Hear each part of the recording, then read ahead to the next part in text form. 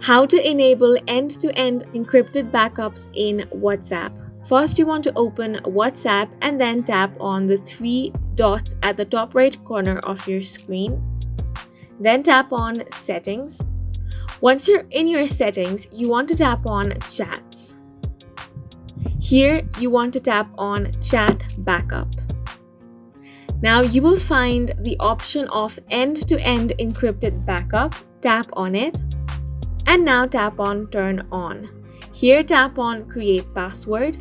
So just create a password that you will remember, because if you lose this password, WhatsApp won't be able to recover it for you.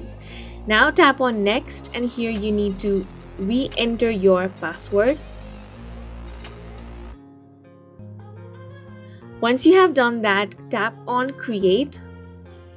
And now your end-to-end encrypted backups will be enabled. And that is it for this video. We hope you guys found it helpful. Please make sure to hit the like button and subscribe for more helpful tutorials.